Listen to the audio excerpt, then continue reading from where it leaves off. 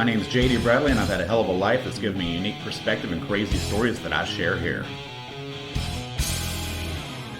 I was a reserve drill sergeant. I shit you not.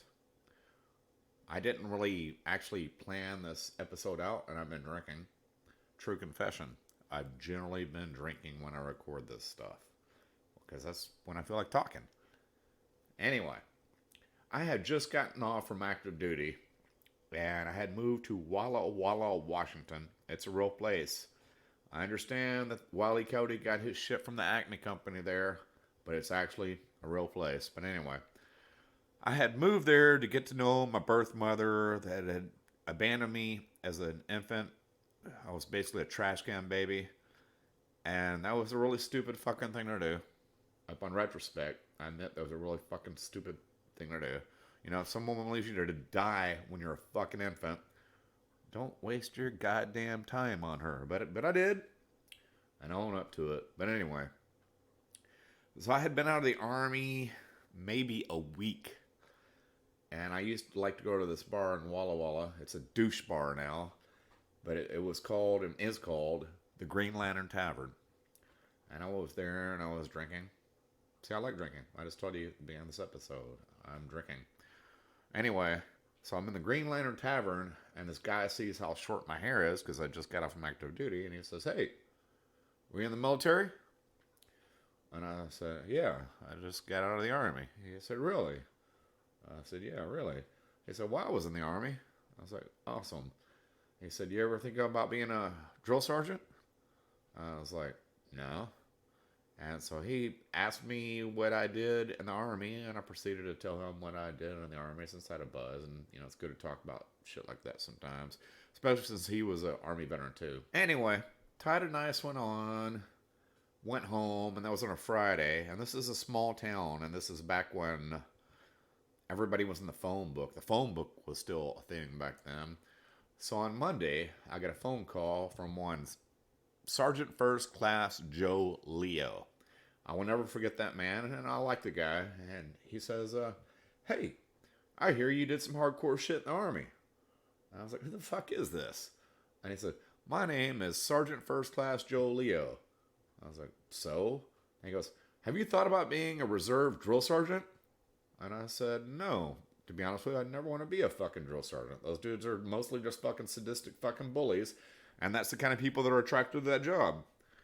And he was like, "Well, not everybody is." Because, like, I am a reserve drill sergeant. I'm also a recruiter for people that want to be reserve drill sergeants. And he said, "Why don't you meet me at this restaurant?" And it was, like, known to be the nicest, most expensive restaurant in town.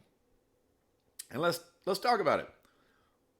And I was hungry, and I knew they had great steak, and everybody loves steak, right? So I said, okay.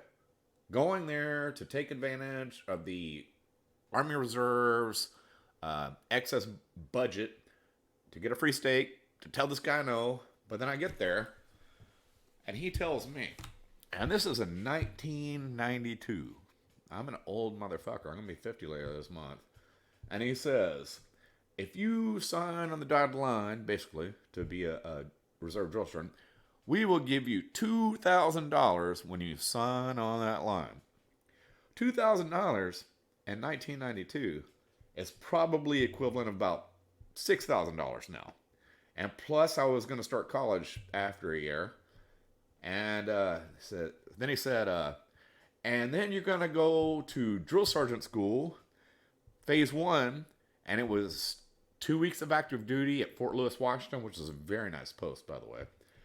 And he said, "When you complete that, we'll give you $2,000 more dollars." Again, that's the equivalent like $6,000 these days.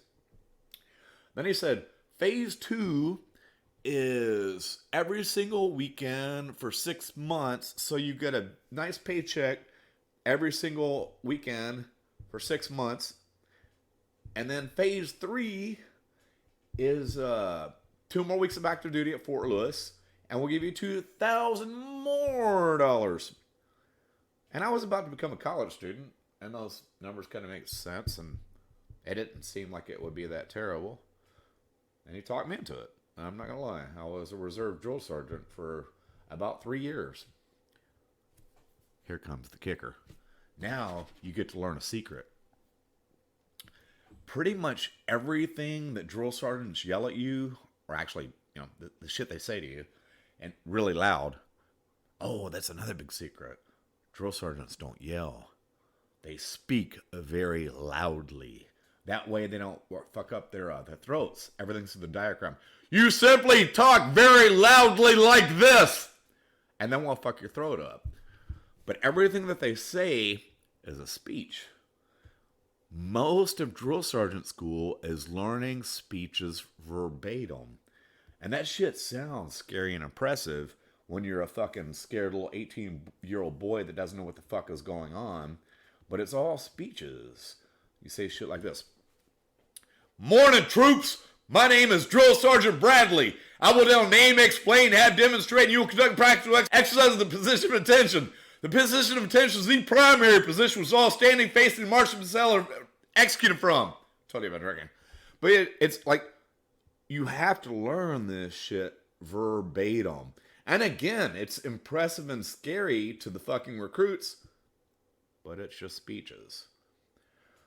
Seeing as how this episode has already went over my standard 5-minute time that I try to keep this to, I'm going to go ahead and cut this short. But now you know 2 big secrets about drill sergeants.